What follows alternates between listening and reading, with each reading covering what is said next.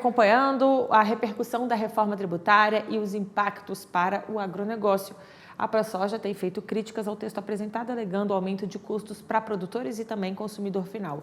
A gente vai receber agora o Fábio Salles Meirelles Filho, que é presidente da ProSoja Minas Gerais, para falar um pouquinho mais sobre esse assunto. Seja bem-vindo, Fábio. Boa tarde.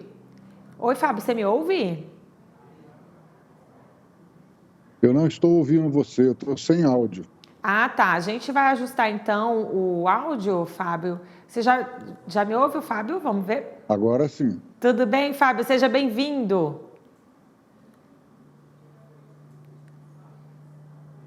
Eu não estou ouvindo a Raiz. A gente volta daqui a pouquinho, então, com o Fábio, presidente da ProSoja Minas Gerais. Vai repercutir o Plano Safra. A ProSoja tem feito críticas ao último texto apresentado, que foi aprovado na Câmara dos Deputados. Daqui a pouquinho a gente volta com ele. Vamos só ajustar o áudio.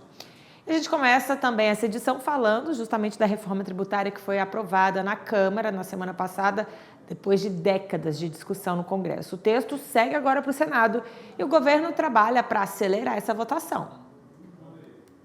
O agronegócio, um dos setores que tiveram demandas atendidas na Câmara, espera que não haja retrocesso no Senado. De não haver nenhum tipo de prejuízo ao que foi conquistado lá na Câmara dos Deputados e que possíveis ajustes de melhoria, seja para o agronegócio, seja para a sociedade brasileira, sejam promovidos no Senado Federal. O texto da nova reforma tributária vai começar a ser analisado no Senado depois do recesso parlamentar. O governo federal tem pressa e quer a votação até o fim de outubro, mas senadores acreditam que isso deva acontecer em novembro. Por se tratar de uma proposta que altera a Constituição, é necessário o apoio de pelo menos 49 dos 81 senadores em 2 turnos de votação. O texto será discutido na Comissão de Assuntos Econômicos. Os mais cotados para a relatoria são Davi Alcolumbre, do União Brasil, e Eduardo Braga, do MDB. Senadores devem alterar principalmente pontos deixados fora da PEC. A proposta prevê a criação de 2 impostos sobre valor agregado,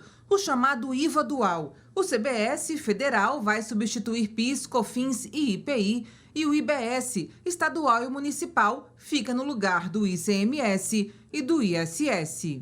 O período de transição do Imposto Único começa em 2026 e vai até 2033. Depois disso, a alíquota deve ser de 25%.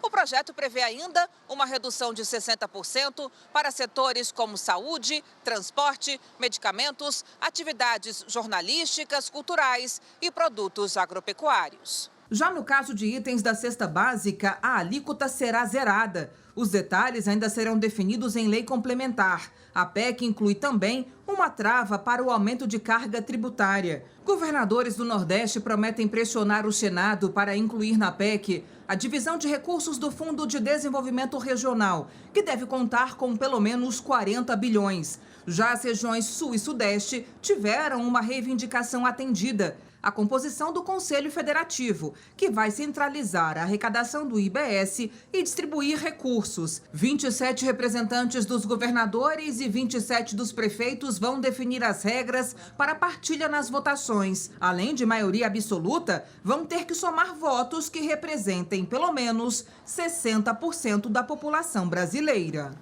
A gente volta a falar então com o Fábio de Salles Meirelles Filho, que é presidente da ProSoja de Minas Gerais, e a gente vai repercutir a reforma tributária. Oi, Fábio, agora você me ouve? Oi, Raíssa, como é que vai? Tudo bem? É um prazer estar aqui com você, agora te ouço muito bem. Maravilha, prazer é nosso, obrigada pela sua participação. Bom, Fábio, a ProSoja Mato Grosso emitiu uma carta aberta, afirmando que a reforma não atende o setor produtivo e que quem votou pela aprovação deve estar ciente e arcar com as consequências dos prejuízos que isso pode trazer para o produtor brasileiro. Vocês compactuam dessa mesma posição da ProSoja Mato Grosso? Sim, nós temos mais ou menos o mesmo alinhamento da ProSoja Mato Grosso. Uma série de pontos são comuns nossos, apesar da diferença dos estados. O grande produtor nosso em volume concentrado é o Mato Grosso, é o estado que mais produz, e aí tem aí algumas divergências por áreas e pelo estado. Agora, o que a gente critica, em primeiro lugar, toda reforma a gente vê pelo lado positivo, quer enxergar pelo benefício para a sociedade e a população.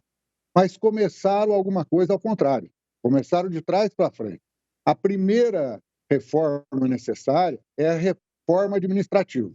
Essa reforma não foi nem falada, porque se criou um número de ministérios muito grande, está aí criando-se uma condição de gastos do governo, como se isso pudesse trazer recursos, e a gente sabe que se nós formos tributados acima da nossa capacidade, vai explodir o país. Não adianta eu ir lá num banco e tirar um talão de cheque, que eu não vou ficar mais rico, eu vou ficar possivelmente mais endividado, você entendeu?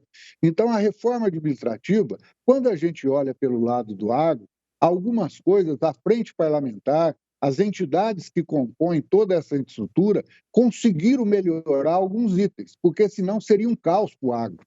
Agora, a reforma administrativa, ela tem que atender um contexto nacional, dos municípios, dos estados, um conjunto de situações. Então, a primeiro momento, se você analisar algumas melhorias, vamos dizer assim, da reforma, elas parecem muito boas, mas ela sobe 2, 3 degraus e ela vai fazer uma curva ao contrário. Não tem jeito de ser dessa forma. E uma reforma feita a galope, distribuindo emendas aí para todo lado, para poder ter maioria, para aprovar esse tipo de situação, não é o adequado para o nosso país. Pontos são esses que inicialmente são positivos, mas podem causar prejuízos lá na frente? Quais são os principais pontos que vocês destacam? Olha, você vê a junção de uma série de impostos, você simplifica algumas coisas, mas não muda o contexto da tributação. Os valores que podem ser tributados, com o nosso custo de produção, com a alteração de preço, os limites são muito baixos para a pessoa física, seja micro, pequeno, médio ou grande produtor. É como se nós não pagássemos impostos, a forma que eles colocam o agro. Nós pagamos imposto de renda, Fundo Rural, INSS, ISS, pagamos uma série de coisas em todos os produtos que nós compramos. Então, nós já temos uma carga de impostos que nós pagamos. Se tributar, colocaram aí que nós vamos criar uma cesta básica, que ela não vai ser tributada, vai ser zerada. Mas a partir do momento que houver qualquer tributo para as exportações ou para a tendência de entrar para esses lados, nós vamos ficar aí sem competitividade. Nós já estamos hoje, se você analisar, doando os produtos brasileiros, porque o dólar tem uma alteração para 4,70, R$ 5, alguma coisa no sentido, mas você não tem a baixa dos nossos preços, ela é muito alta. Então, para quem tem uma moeda forte que está comprando, você passa a ter condições de oferecer situações mais adequadas. Um dos pontos positivos que conseguiu se eliminar que eles queriam cobrar IPVA até de máquina, avião, esse tipo de coisa. Fala que está expressamente cobrar o imposto sobre insumos de qualquer tipo de alimento destinado a consumo humano.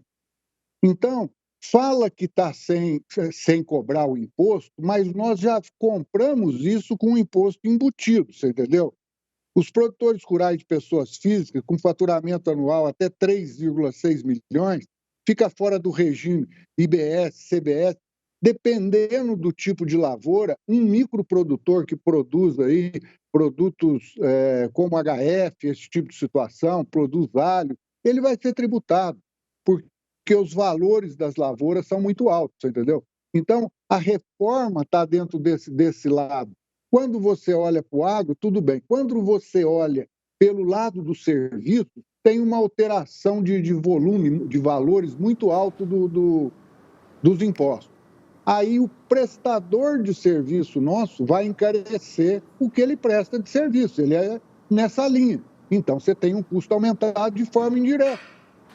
Fábio, tá certo. Bom, esse assunto rende bastante, mas nosso tempo está chegando ao fim. Antes da gente encerrar, os parlamentares, você citou aí a FPA, a própria FPA, né, se diz favorável ao último texto, né, que foi aprovado. Os parlamentares do agro, na grande maioria, têm se mostrado satisfeitos, né? Como é que está esse diálogo de vocês com os parlamentares? Olha, o diálogo está bom porque a gente tem que ver o seguinte, o Congresso Nacional precisa tomar realmente o que é importante para ele, do congressista ser realmente um congressista para a população e para quem ele foi eleito, entendeu? E aí nós temos dois problemas. Aí começaram a dividir o país de esquerda, de direita, uma série de coisas. Nós somos centro, nós somos direita. Esse pessoal de centro, pessoal de direita, não vota contra o país. A esquerda, sistematicamente, mesmo que for bom, ela vota contra o país. Agora, quando ela quer aprovar o que é de interesse dela, ela faz qualquer negócio. Então, nós temos que ter um Congresso coeso, que saia de cima desse muro, de negociar aí com essas benéficas do governo federal, sem pensar no voto lá na frente, porque o ano que vem nós temos eleições para prefeito, para vereador.